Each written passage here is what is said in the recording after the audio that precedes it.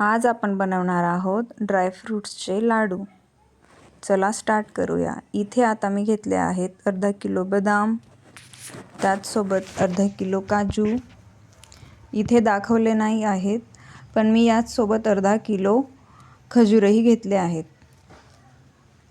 आता आपण बदामाला 2 टेबलस्पून तूप टाकून शॅलो फ्राय करून घेऊयात।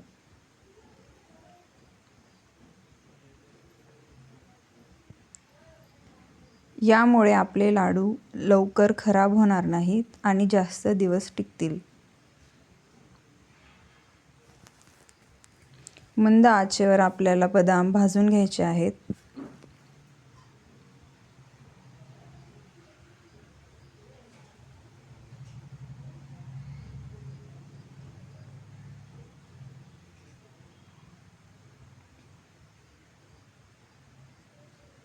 तुम्ही पाहू शकतात आपले बदाम भाजून झालेले आहेत।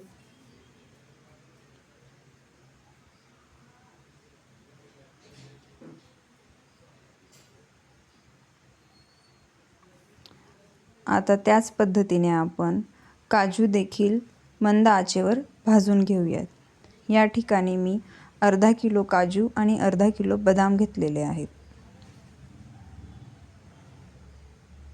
आता आपण काजू कढईत टाकूयात।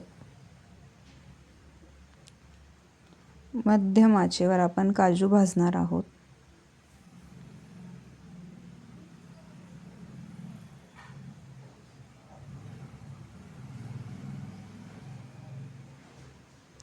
गोल्डन ब्राउन होईपर्यंत आपण काजू भाजूयात। तुम्ही पाहू शकतात व्हिडिओमध्ये आपले काजू भाजले गेले आहेत। आता ते आपण थंड करायला ठेवूयात। आता त्याच कढईत आपण 2 वाटी खोबरे भाजून घेऊयात।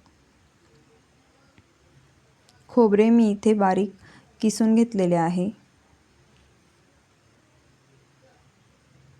खोबऱ्याला कंटिन्यू हलवत राहायचं, नाहीतर ते जळते। तुम्ही पाहू शकतात गोल्डन ब्राउन असा आपल्या खोबऱ्याला कलर आलेला आहे।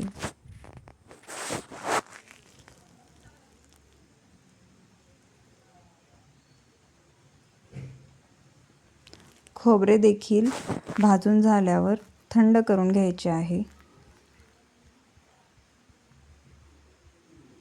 आता एक एक जिन्नस मी मिक्सरमधून दळून घेणार आहे। सर्वप्रथम आपण बदाम दळणार आहोत। तुम्ही कन्सिस्टन्सी पाहू शकतात, जास्त बारीकही नाही व जास्त जाडसरही नाही, मध्यम कन्सिस्टन्सीने आपण काजू बदाम दळून घेणार आहोत। आता आपण खजूर दळून घेऊयात।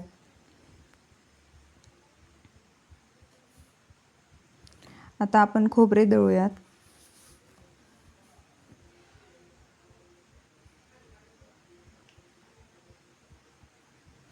भाजून घेतल्यामुळे या लाडूंची चव अजून वाढते।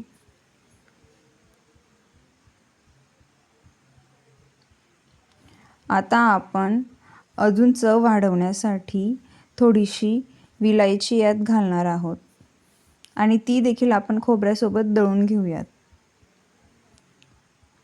आता आपण पाव किलो तूप गरम करून घेऊयात।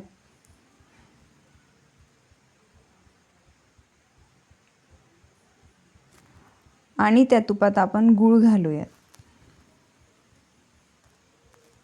मी या ठिकाणी 1 वाटी गूळ घेतलाय, 1 लहान वाटी मध्यम आकाराची। खजूर असल्यामुळे मी गूळ जास्त नाही घालणार आहे आणि यात मी खजुराचं मिश्रण गुळासोबतच तुपात टाकलेलं आहे आणि ते मिक्स करून मी आपल्या जे कोरडे मिश्रण जे आपण दळून घेतलेलं होतं त्यात मिक्स केलेलं आहे आणि पटापटा जोपर्यंत ते मिश्रण गरम आहे तोपर्यंत लाडू वळून घेऊयात। या ठिकाणी तुम्ही पाहू शकतात माझी आई देखील मला लाडू वळायला मदत करत आहे आणि आपले ड्रायफ्रूट्सचे लाडू तयार आहेत।